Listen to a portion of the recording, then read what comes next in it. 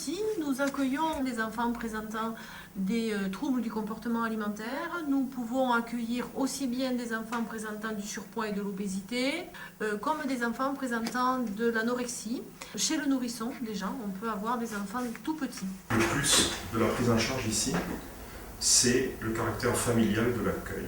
Les enfants se sentent bien dans un accueil qui ressemble à celui d'une famille. La prise en charge est pluridisciplinaire, avec une équipe infirmière, une psychologue et médecin, qui voient les enfants de façon hebdomadaire ou bien au besoin lorsqu'il y a des problématiques particulières. Peut-être aussi l'éducation thérapeutique qui est au premier plan, qui se fait au quotidien par chacun des membres de l'équipe, mais aussi sous forme de stages réguliers. Et cette éducation thérapeutique s'adresse à la fois aux parents, à qui on apprend des tas de choses, sur le plan pratique et sur le plan théorique. Et puis elle se fait aussi avec les enfants, bien sûr, lorsqu'ils sont en âge de participer. Et puis enfin avec une équipe éducative, une équipe enseignante, des kinés qui s'occupent plus particulièrement de l'activité physique et sportive, ancrée dans le paysage local, avec le ski, les randonnées en raquettes ou les randonnées en montagne par exemple.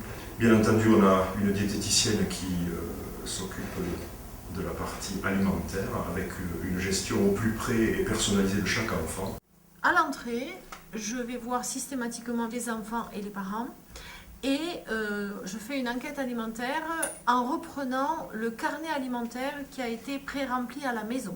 Les enfants ou la famille notent tout ce que l'enfant mange pendant 5 jours avant l'entrée chez nous, plus l'activité physique qu'ils vont pratiquer à la maison. Tout d'abord, on met bien entendu en place une alimentation équilibrée, sans aucun interdit, c'est-à-dire que tous les enfants mangent pareil. Le jour des frites, les enfants au surpoids n'ont pas des haricots verts, mais ils ont des frites.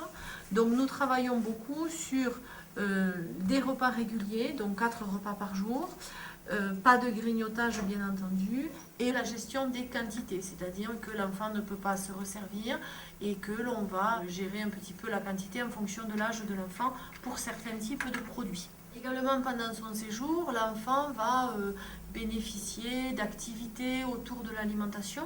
Donc, je fais différentes interventions. Donc, ça peut être des interventions dans la classe avec l'enseignant. Donc, une fois par semaine, j'interviens pendant 1 heure, donc auprès de tous les enfants. Et on aborde avec les enfants donc l'origine des aliments, la transformation des aliments et bien entendu les différentes familles d'aliments, la composition des repas, l'importance du petit déjeuner. On peut même aborder la digestion et on fait également des ateliers sur le goût. Ensuite, il va y avoir des ateliers plus spécifiques auxquels peuvent participer les parents si par chance ils sont là. Ces ateliers ont pour but de sensibiliser enfants et parents sur la composition de ce qu'ils mangent et en particulier la teneur en sucre et en graisse cachée. Pour l'atelier sur le sucre, donc je mets différents aliments, différentes boissons, différents aliments du petit déjeuner, le pain, les céréales, le pain au lait, et à l'aide des étiquettes, l'enfant doit trouver combien de morceaux de sucre se cachent dans tel et tel produit. Donc le but étant de les sensibiliser au fait qu'il y a énormément de sucre dans certaines boissons, dans certaines céréales à petit déjeuner. Et donc pas pour leur dire il y a beaucoup de sucre, c'est interdit, mais simplement leur dire il y a beaucoup de sucre, donc attention, je ne dois pas manger ça tous les jours. Donc, nous accueillons depuis quelque temps des enfants anorexiques. Donc anorexiques de tout âge, puisque nous avons des nourrissons anorexiques. Pour ces enfants-là, notre priorité va être la vie sociale, la vie de tous les jours. Donc, par exemple, pour un enfant qui présente une alimentation entérale, ce qu'on appelle plus familièrement le gavage, on ne va pas l'empêcher de participer aux activités parce qu'il y a cette alimentation, parce qu'il faut passer l'alimentation.